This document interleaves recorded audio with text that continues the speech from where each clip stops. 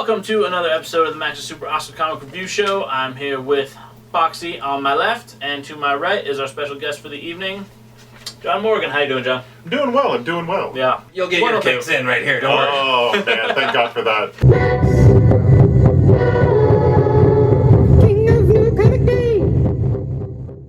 We're going to start with the bottom five here. I'll make a graphic this week for bottom five since we're going to keep doing this, I guess. You clarified last week or the week before, whenever we spoke directly to Tom Neely, you said the bottom five was like if there was a top 10, these would be the ones right after the top five. But then, That's so right. if it's on the bottom five, it's because we read it, it's still worth talking about. There are merits, but there are problems. Yes. And It's all constructive criticism. I agree, Fox. that brings us to these bottom five. But they are notable in their bottom fiveness. They are. But they're not quite notables. That'll be after the bottom five. Right, we'll get to that. Don't mess with my format. You're just going to need to put up a lot of graphics for that. Yeah. It might get complicated at home. I'll draw a diagram. There'll be a flow chart. Flowchart and diagram from the We got bottom five to Flowcharts the and diagrams notables. make Map it everything. out. Map it out. That's for what me. the Max's Super Awesome comic review flowchart's all about. Great. Next, you know what? It'll be like reading Multiversity. You need to go Yeah. for that. So first up is also a book that would require a flowchart. Intersect by Ray Fox, which is weird that it's on the bottom five because it's an image number one. And usually those don't make it this far down. I mean, We like, don't know what this is. What is we Intersect? don't actually know what Intersect is for the most part. Ray Fox, But it- seriously, I do not know. I'm a fox, man. I got you. We're namesake brothers. I kind of want to drop acid and read it again and see what happens. Next up on our list, Batman and Robin issue number 36. Robin Rises, Part 4. Which has been a fairly interesting and fairly good story so far. It derailed with this issue, I think. But I have to say, there was a lot happening that didn't seem to matter a ton.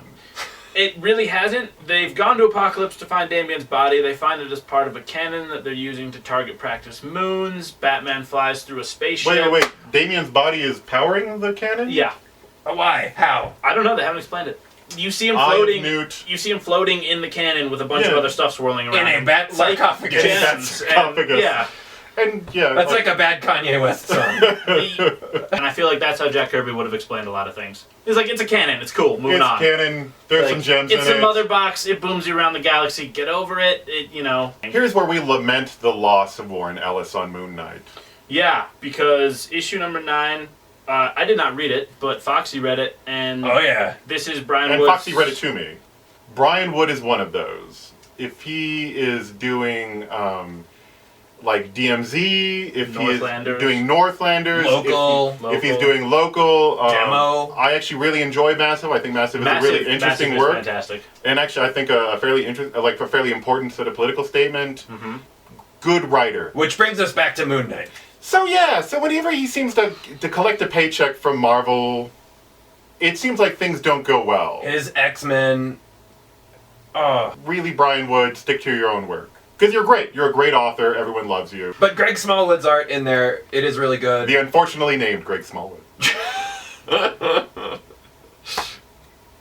Moving on. That was a good one. Spider-Woman issue number 1.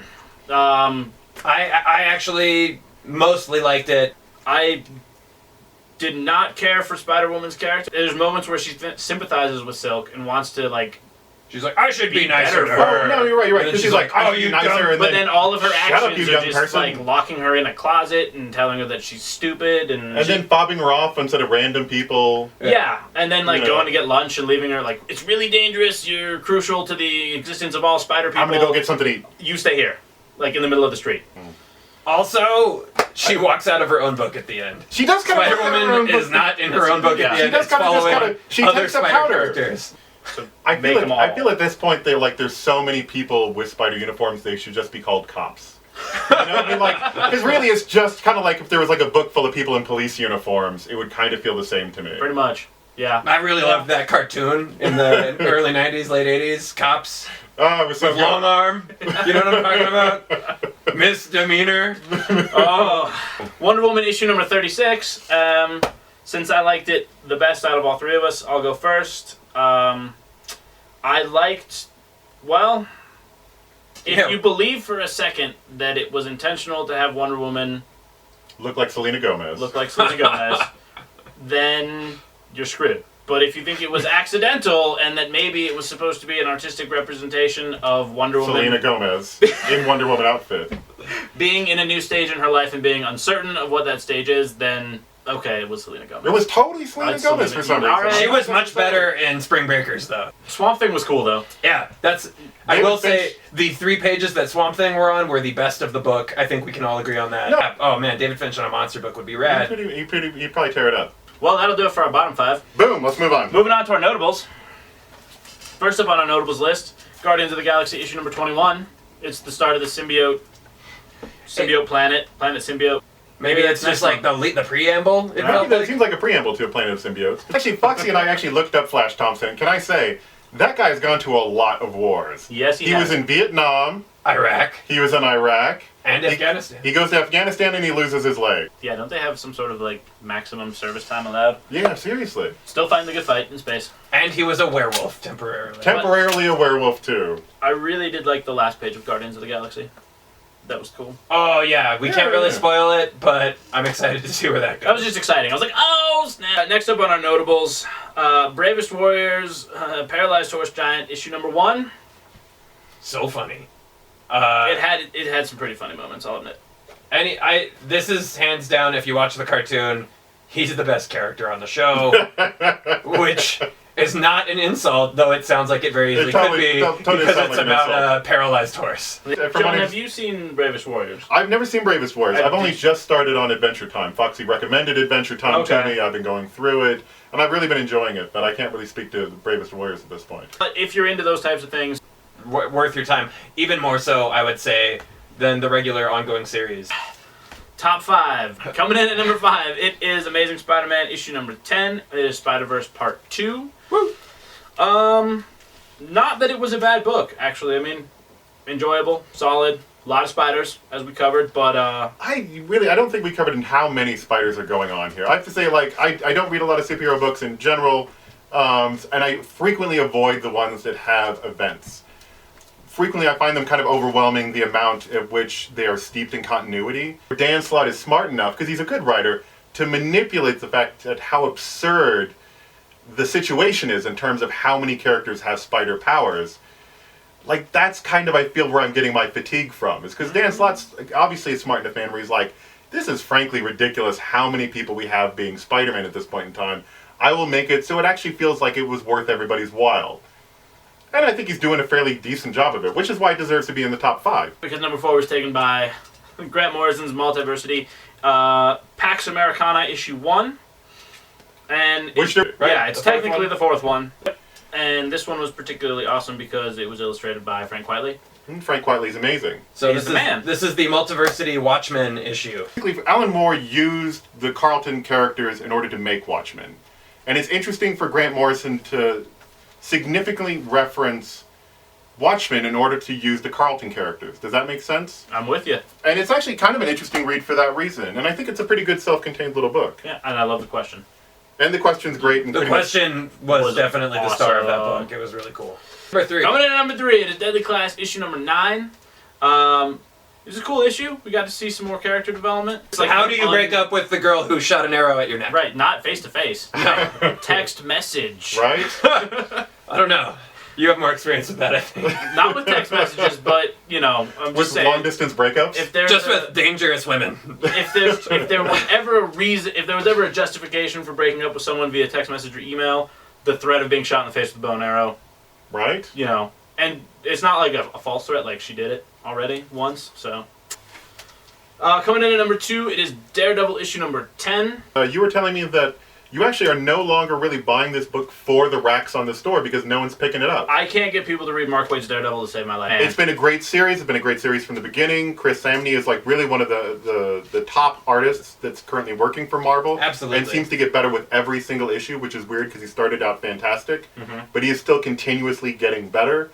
Mark Waid's writing on it has been consistently great. Mm-hmm. I mean, go back and pick up the volumes. It's worth your while. It is personally, and this is probably sacrilege, given who's written it before, but it is personally my favorite Daredevil run. Really? Even past Born Again? Oh, yeah. Definitely. No! Speaking There's of no way it can sacrilege. be better than Born Again. Oh, yeah. You know what I think it is about Daredevil, though? I think people still hate Ben Affleck as Daredevil.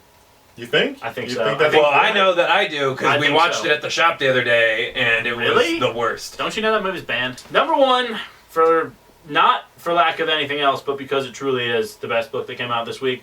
It is. And it's frequently the best book that's coming out. Yeah. That week. Another book I'm astonished that more people don't read. They had that new reader jump on point. Like 4 issues ago. Yeah. And you know what? A lot of people did pick it up on that. Oh, did they? That was Thank God. label more of your books that way. B.P.R.D. What does it just say? Jump on point? Yeah, it It just says says starting point. Yeah, new reader. It's a starting little point. green arrow. There's like start here. That's hysterical. Yeah, they just had to spell it out. Well, I'm glad that worked. For No, totally. I'm getting glad that more worked for readers on somebody. book. Let's talk about B.P.R.D. B.P.R.D. is, for me, the best, most expensive TV show going right now. There is, without a doubt, I mean, like, Mignola and Arcudi have, since the very beginning of B.P.R.D., actually, that's not true. I'd say, like, volume 3 of B.P.R.D., back when it was Guy Davis doing the drawing. Oh, yeah. And have consistently made an amazing action book. Like, in terms of, it has monsters, it has great character studies, it has amazing villains. I mean, they are basically trying to put together a world that's been ruined by a post-apocalyptic sort of event. And they have these And amazing... even still just trying to, like, grasp what the hell's going on. Exactly. And there's so many good characters in it. And they have an amazing team of artists, one of which is James Herron. Yeah, James Herron drew this issue. I think I talked about it on the show when he did the last arc, which was The Black Flame in New York. Mm. And he just... God, he was born to draw this book. He was born to draw this book. He's amazing at a monster. He's amazing at a fight scene. Yeah. The greatest person to ever do a fight scene is Katsuhiro Otomo, the guy who did Akira. Number 2 for me is James Herron. That's how much I feel about how good he is at an action scene. Yeah, crack open the Crack issue. it open. And Go you check out see James Herron. James Herron killing it. All right. For all of those reasons, it was number one. Number And one. I'm glad that you brought us to world building that has been going on with B.P.R.D. because that's going to be a theme for the second part of our show. Because while we're always excited to have a top 5 and review some new comics, there was 2 things that came out that were way more exciting. Yeah, this is the new things that you're going to fall in love with and wish that you could marry. That is actually relatively true. First up, it is Lazarus. First collection is what they're calling these. It's the hardcover edition of all the first 2 trades of the Lazarus story arc in one giant, beautiful hardcover. But with much more. Because I picked up the first 2 trades, and I was checking out Foxy's edition, and I'll be honest, I think I'm going to have to dump those 2 trades on somebody else, and I'm going to have to pick this edition up. Yeah, are you referring to these back pages here? Amazing! Because I mean, the fact that they've done an incredible amount of world building here. Mm-hmm. Can I get effusive about Lazarus? Go for it. Oh, my friends and brothers. Oh, my sisters. Can I tell you about the word of Lazarus? Sing it, brother. George Orwell put out 1984. He put it out in 1948, when the question of totalitarianism needed to be addressed in a way that could only really be addressed through science fiction. Mm-hmm. At the moment, the world is being so narrowed down in terms of the wealthy versus the people who have nothing at all. And no one's really quite addressed what that means. As if there was no one actually putting out any laws saying one person cannot own all of this. Mm-hmm. That would be wrong. If this was allowed to just go full force, as it seems like sometimes it is, it would look like Lazarus. Basically, 15 families own the entire world. It is basically broken down into the family members, of which there really aren't that many, the serfs, who sort of serve the family members, and everybody else, which we would in the past in the Middle Ages call the peasants, and which they call waste. Yeah. And so basically you understand where you are in the world, they'll break it down page by page. It'll say you have this many family members, you have this many serfs, and then it'll be a ridiculous number, like 200,000 waste. Because to the family they mean nothing. They're essentially fodder, they're essentially fertilizer for their fields. And it's interesting because the world is almost like feudal Japan. There is so much etiquette that needs to be serviced and shown in terms of before anyone does anything. Yeah, feudal Japan, and I mean really any type of monarch structure of, feudal England would have been along the same line. Did you read about how they came up with the ads that were going to be placed in the book? No, I hadn't gotten that far. I'd actually just got to the part where they were talking about the different family structures, which was amazing in itself. Yeah, right after that they get to how they came up with the visuals of the world and all the ads that were placed in it. And they actually have one guy who's part of the Lazarus team, but his job is to design ads. Take current ads, project them out into the future, what would they look like. His whole job is to create the visual, like the stuff that's on the screens that they see. I mean, like, I don't know of another book that has a dude whose job is to just do that. And I should also point out, like, we've talked about the world, but really it's the main character that really sells the book, because the main character is the Lazarus, and each family has a Lazarus, has one Lazarus, and she's the head of their private military. Exactly. Her name is Forever Carlisle, and she's an amazing character because she is fully in. She has been raised to serve this family from birth, and she has had her entire body like altered in order to be the perfect warrior in order to serve this family. And I'm sure as this book continues, she'll begin to form some doubt. She is fully committed to this family, and what that looks like is fairly fascinating. It's weird because normally with characters like that, you're slightly put off by them. Like, as you mentioned in like Deadly Clash, you're like, you're not a total... I love Forever. I cannot get enough of Forever Carlisle. I love seeing her murder things and kill people and whatever she's doing on the page. I'm like, man, you're just a great character. We have insight into her moral compass, and it's trustworthy. We know that she's a good character at the core, and she's doing what she has to do an honorable to character. Uphold the law. I mean, but yeah, her honor code is built in by the world that she's been brought up in, but also she's a good person, and she does question what her family's involved in, and ultimately we all have a feeling that she's... You see some seeds of doubt. You see some seeds of doubt. She's gonna have to be moving towards a place of conflict with her family and probably working for the people at some point, but they're really taking their time with that and letting the world build itself and not rushing into that, oh, this is the heroine situation. Right, exactly.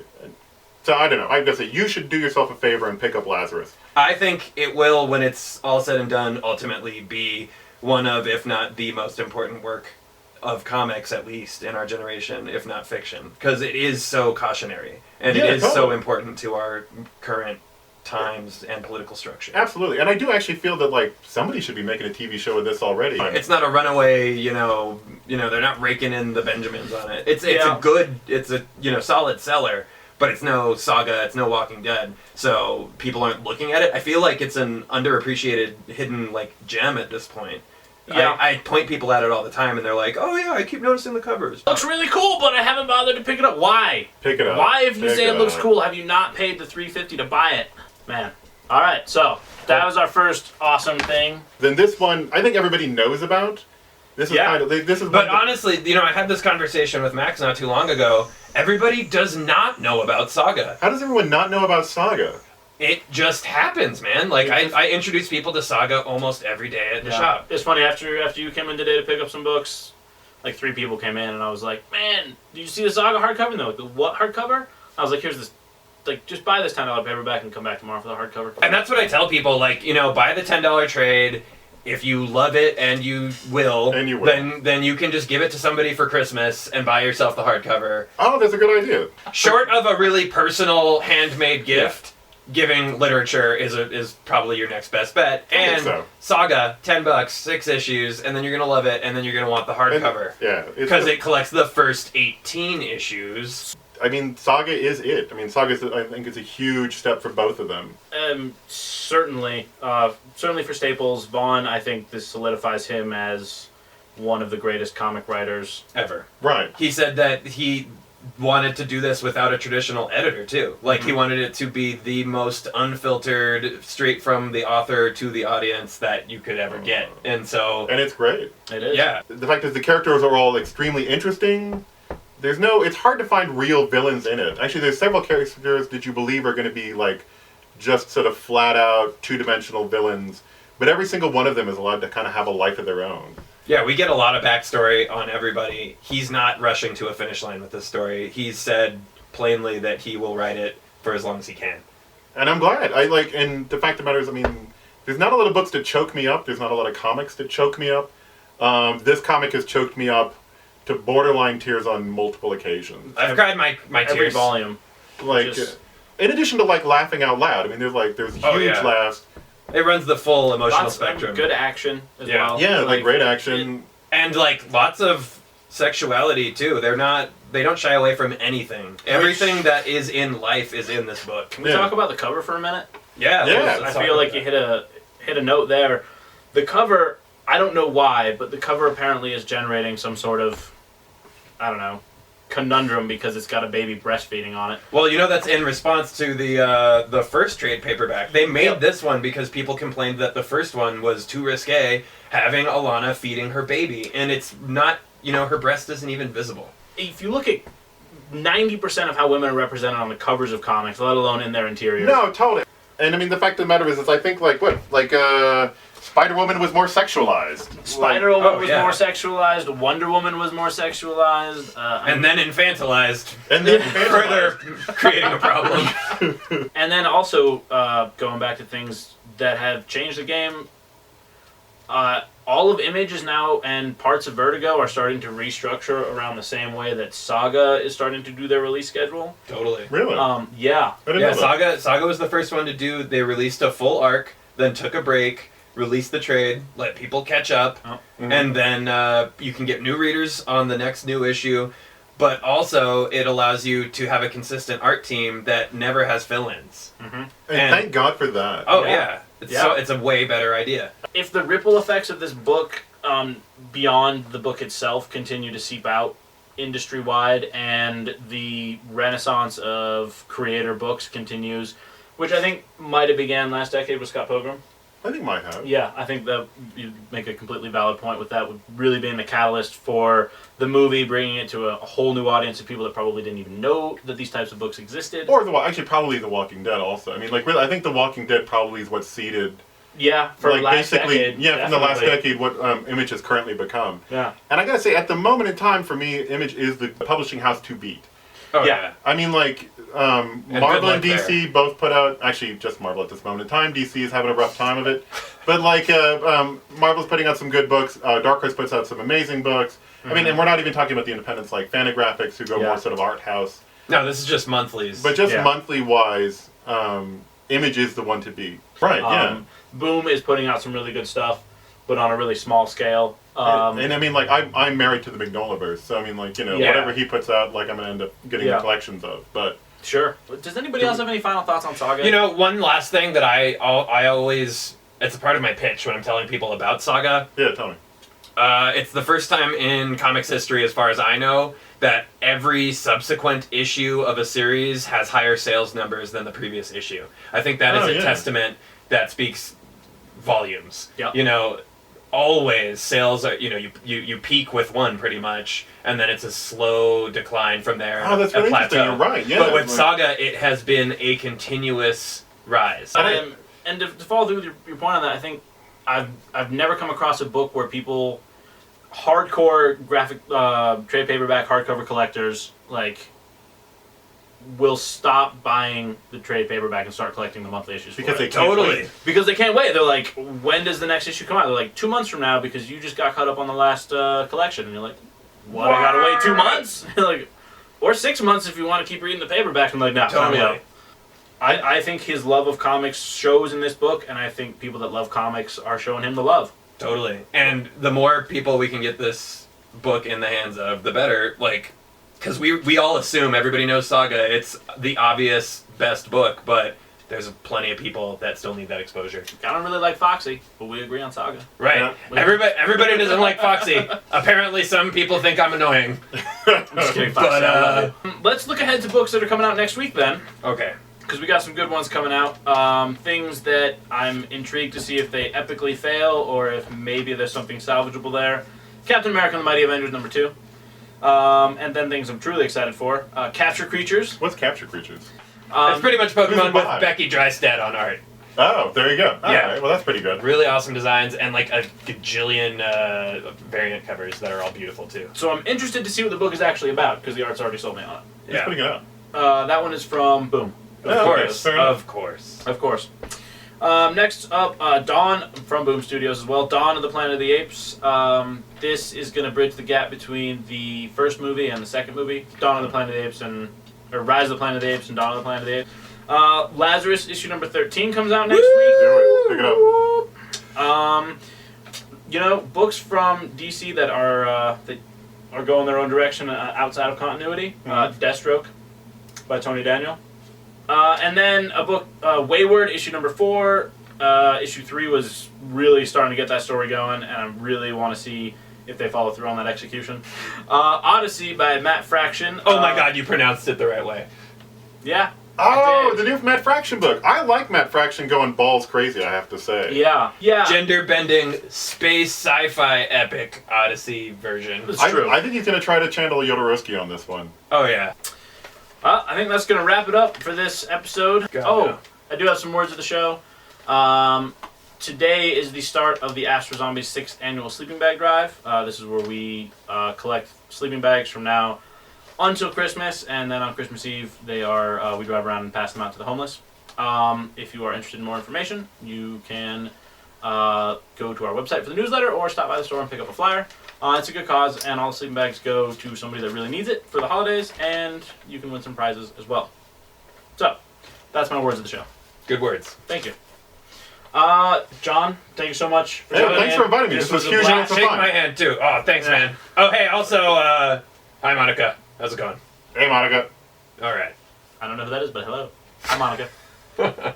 We'll see you next week as we review what we hope, as always, will be more great books. Sometimes not. I said good day.